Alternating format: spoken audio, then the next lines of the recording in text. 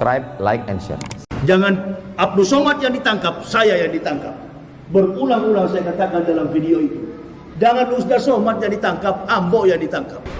Hati-hati ibu bapak, saudara-saudara. Ada ustaz-ustaz di Indonesia ini yang berani bela ketika Ustaz Abdul Somad dalam persoalan, dalam masalah. Dia berdiri dan dia katakan, saya di depan Abdul Somad, tangkap saya. Tanya kalau pernah ada begitu. Video saya ditanya oleh hakim dan polisi Mabes Polri, apa betul Pak Yahya yang membuat video ini dan mengatakan jangan Abdul Somad yang ditangkap, saya yang ditangkap. Berulang-ulang saya katakan dalam video itu, jangan Ustaz Somad yang ditangkap, Ambo yang ditangkap. Ditangkap betulan saya. Berapa tahun saya dihukum? Nggak ada dihukum. Bagaimana mau dihukum setiap hari orang masuk Islam? Orang masuk Islam. Sampai kita dengan si siapa itu, musuh bebuyutan saya kemarin itu, Deddy Corbuzier itu. Diundang saya untuk apa itu namanya? Apa? Itu dia punya istilah YouTube itu. Podcast atau apa itu. Deddy Corbuzier tanya, jadi Ustadz sudah pasrah? Pasrah, Ded. Masa Ustaz tidak pikirkan dulu berapa tahun dihukum pakai pengacara? Enggak. Setiap ada pengacara saya pecat. Ada lagi saya pecat. Polisi punya saya pecat. Ditanya oleh Kejaksaan Agung, apakah terdakwa perlu pengacara? Enggak. Kalaupun datang tetap saya pecat juga. Saya hanya butuh pertolongan dari Allah. Karena saya sudah terbiasa berjalan ke sana kemari dengan Allah. Ke sana kemari keliling Indonesia, nggak pernah saya meminta-minta untuk dibela, nggak pernah. Pertolongan saya hanya dengan istri anak, nggak pernah saya panggil jamaah suruh bela saya.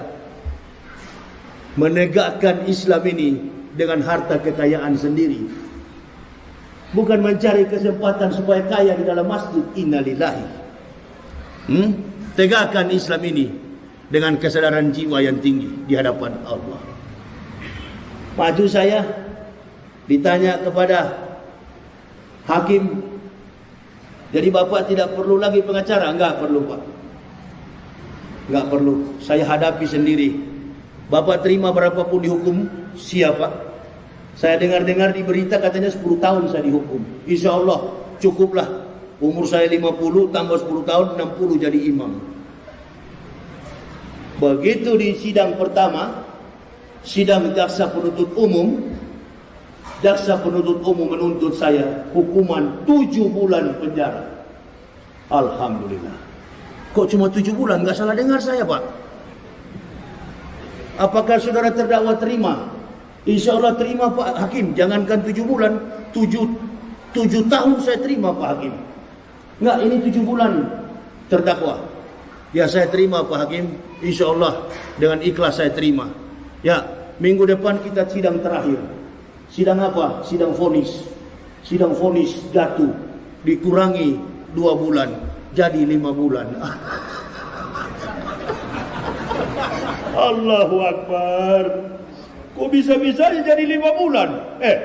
Ini Mabes Polri. Ente tahu gak di Mabes Polri? Coba-cobalah masuk penjara sana. Coba-coba aja dulu. Coba-coba aja.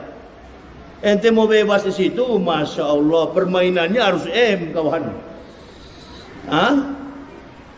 Tanya kawan-kawan polisi. Saya yang paling bebas dengan orang-orang cyber. Kok bisa-bisanya kalau kita nonton di YouTube, Masya Allah, sangarnya Ustaz Yahya ini minta ampun. Begitu sudah jadi kawan, Allahu Akbar. Mau Kristen, Hindu, Buddha, Kongfucu, bagaimana saya memusuhi mereka? Di dalam penjara mereka tamping, mereka datang bawa makanan, kasih makanan. Saya tanya agamanya, oh saya Kristen Pak Ustadz, tapi saya khusus bawa makanannya Pak Ustadz. Dan taruh racunnya, oh tidak Pak Ustadz. Coba itu. Jadi menyesal, bukan menyesal karena dakwah saya, bukan. Ada kata-kata yang sudah melampaui batasan etika, normalitas dalam kehidupan, konsekuensi dalam kita bernegara. Apa itu? Roh Kudus. Roh Kudus. Saya robah. Roh Kudus, saya katakan Roh Kudus. Ini dia. Nah, ini saya jadikan sebagai candaan. Tidak boleh itu dijadikan sebagai candaan. Saya sadar sendiri. Kitab Kristen, Matius, Markus, Lukas, Stefanus, Stetanus, Capritus, Captikus. Ini saya sadar sendiri. Oh, rupa-rupanya di sini kesalahan saya di hadapan Allah. Datang seorang kiai dari NU, dia bilang, biar bagaimanapun terdakwa sudah salah di dalam menyampaikan dakwah. Wah, ini kiai bela dia. Betul sekali. Dia bela Kristen. Ada di dalam mobil saya itu laporan jaksa penuntut umum. Dibacakan semua dakwaan itu. Masya Allah, begini tinggi. Dari atas ini sampai ke atas ini mejanya. Laporan saya masuk ke kehakiman. Di ujung pertengkaran itu, masalah itu, akhirnya seluruh jaksa penuntut umum yang beragama Kristen, mereka pun tidak berdaya apa-apa.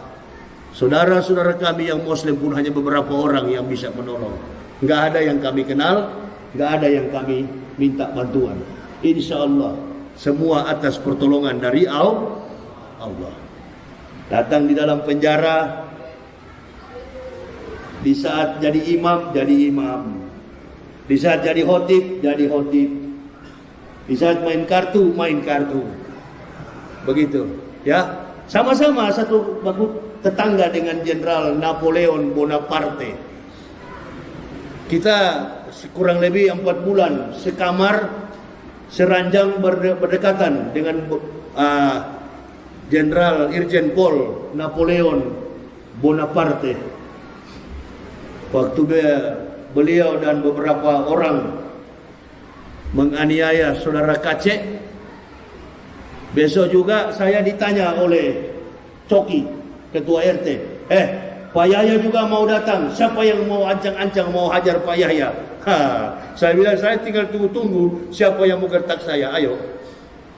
Saya bukan Kacek, kalau Kacek nggak melawan, kalau saya melawan. Saya kasih tahu kepada mereka, saya 1x24 jam akan menyambut siapapun yang lawan. Saya pasti melawan. Gak berani rupa-rupanya. Gak berani. Yang Kristen merangkul, ketakutan mereka. Masuk begini mereka terus bilang, waduh, dari wajah ini sudah kelihatan seperti harimau ini. Gak jadi ditangkap. Gak jadi dikeroyok. Padahal sudah dibiarin. Coba, saya bilang sama Coki, kalau ada yang berani saya suruh, jangan dikembok pintu sel saya, buka. Kalau ada yang berani, dikunci sendirian selama 28 hari, nggak dibuka-buka pintu itu. Nanti jam 2 malam di kaki saya itu, di telunjuk kaki saya, ya jempol saya dipijat setiap jam 12 ke atas. Bahkan ada seseorang yang sesak sekali napasnya, sudah dalam keadaan sekarat, seperti sudah mau mati. Setiap saya terbangun pada jam 12 ke atas, orang ini selalu mendesah dalam kesakitan. Saya bangun, saya perhatikan, sampai ke tong-tong sampah, tidak ada mayat yang ada di situ. Rupa-rupanya saya baru tahu, selama 10 hari kamar itu adalah kamarnya almarhum Maher At-Twalibi. Rupa-rupanya kamar nomor 10 itu kamarnya Maher, Ustadz Maher At-Twalibi. Sampai akhir kehidupan beliau, dalam tangisan, dalam linangan dan air mata, sedih, entah apa yang disedihkan. Kalau seorang mujahid sudah bersedih, innalillahi.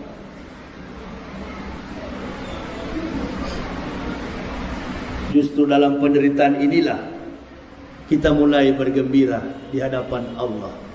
Ini ya Allah yang kami tunggu-tunggu. Bukan nanti dalam keadaan sedih, bukan nanti dalam keadaan kenyang, dalam keadaan kita diberkahi, baru kita mengatakan bahwa kita adalah orang-orang merdeka. Di saat kita digodok oleh Allah, kita masuk ke dalam penjara, di sini kita mulai mengakui kehebatan, keagungan Allah Subhanahu wa taala. Makin banyak kita sujud menyembah kepada Allah, makin banyak membaca hadis, makin banyak mengaji, makin merenung. Pokoknya berzikir itu sampai subuh hari. Dan tidak bisa tidur.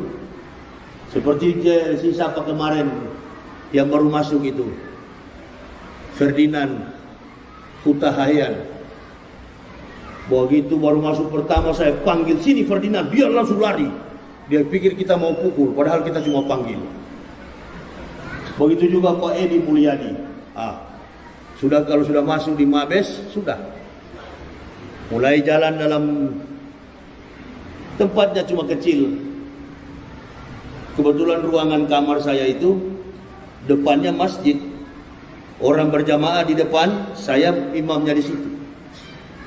Nah sekarang para imam-imam sudah pulang, orang-orang FPI sudah pulang. Yang tersisa di dalam hanya Habibah dari Rizik Syihab.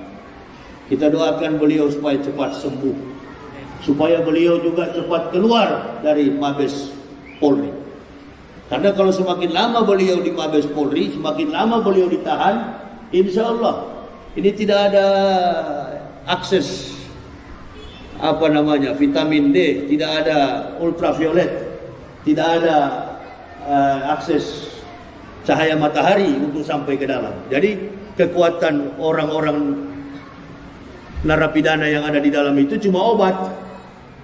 Ratusan, puluhan, ribuan obat yang kita simpan. Kebanyakan ya obat vitamin D.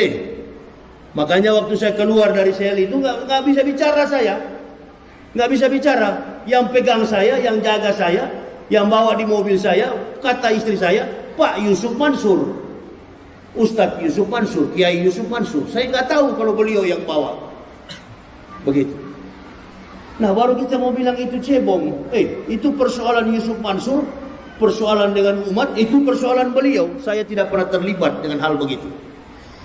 Tetapi yang namanya kiai, namanya ustadz, kita tetap bersahabat. Apapun masalahnya, apapun kasusnya, yang namanya ulama, kita tetap bersahabat. Menjalin persatuan antar sesama ulama. Ulama'u bil hasad.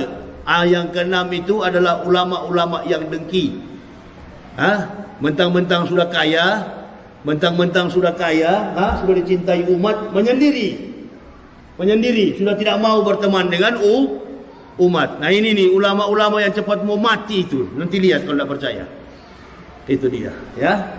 Kalau bisnisnya sudah maju, sudah mulai lari. Itu dia, ya.